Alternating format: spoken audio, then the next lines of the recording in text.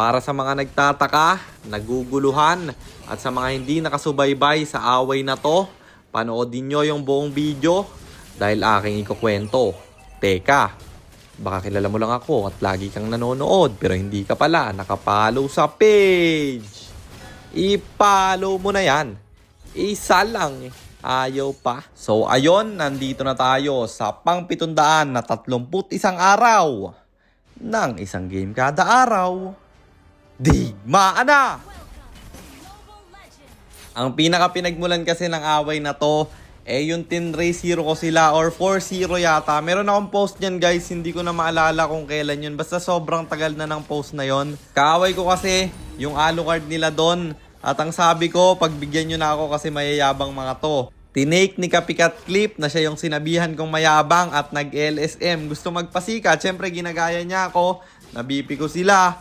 At magpapasikat siya. Hindi niya alam na napakayabang nung Alucard nila. At pinagtatakpan pa na hindi daw yon yung Alucard na kaaway ko. Sa sobrang sinungaling mo na yan, papaniwalaan kita ya. At yun na nga, hindi ko maalala kung 2024 or 2025 yon. Pero fast forward na tayo ngayon 2026. Kasi after nung post ko na yon, hindi ko naman na siya pinakialaman. Hinayaan ko na. Nagsagutan lang kami ng isang beses. Ewan ko kung may mga pinopost pa siya pero hindi ko na tinitingnan. At ngayon, meron kasing nag-comment sa akin na replika daw ako. Kilala nyo naman ako, ayaw na ayaw ko yung ganyan. Yung may nababasa akong comment na kasinungalingan. Kaya sinagot ko lang.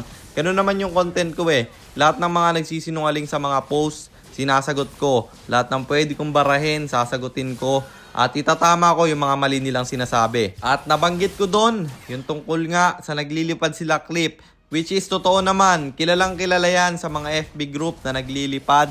Eng-eng lang yung maniniwalang hindi naglilipad yan. Siguro ngayon, tsaka sa mga susunod na season, iiwasan niya na kasi nga na-issue na siya. Pero lipaders talaga yan, itanong nyo man sa mga legit na piloter dyan. Para sa akin kasi, wala namang masama. Basta totoo yung sinasabi ko at hindi ako nagsisinungaling dito. Kasi ayaw na ayaw ko yung nagsisinungaling. Kaya nga binabara ko at kino-content kapag may nagsisinungaling sa mga post ko. At syempre, dahil idol niya ako, ginaya niya yung mga content ko. Sinagot niya rin yung nag-comment sa kanya. Ang sabi ng nag-comment, lipad naman daw yan, sabi ni Kapitan Jer. Wala akong sinabi sa specific na account na yan. Nasa lipad niya nakuha yung badge. Basta sinabi ko lang sa post ko na naglilipad yan dahil dun nga siya kilala. Wala namang masama kung sagutin niya yung comment na yon ng maayos. Pero dinama yung price ng pilot ko at nagsalita pa, nagurang daw ako. Kaya naman kinabukasan, ako'y agad na nag-post at sinagot ko yung gurang daw ako. At dyan na nagsimula na maging malala yung sagutan namin. Kasi foul na yun, men. Face shame yung ginawa mo sa akin at tinatanggi niya pa na hindi daw face shame yun kasi lahat naman tayo tatanda.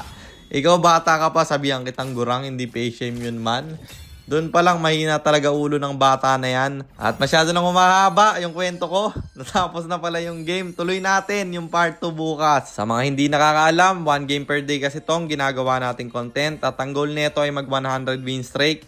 Yung standing natin ngayon, 631, 110, 631 wins and 110 losses. Yun lang, medyo nabitin yung video na to. Abangan nyo bukas yung part 2. Sana nag-enjoy kayo sa content natin na to.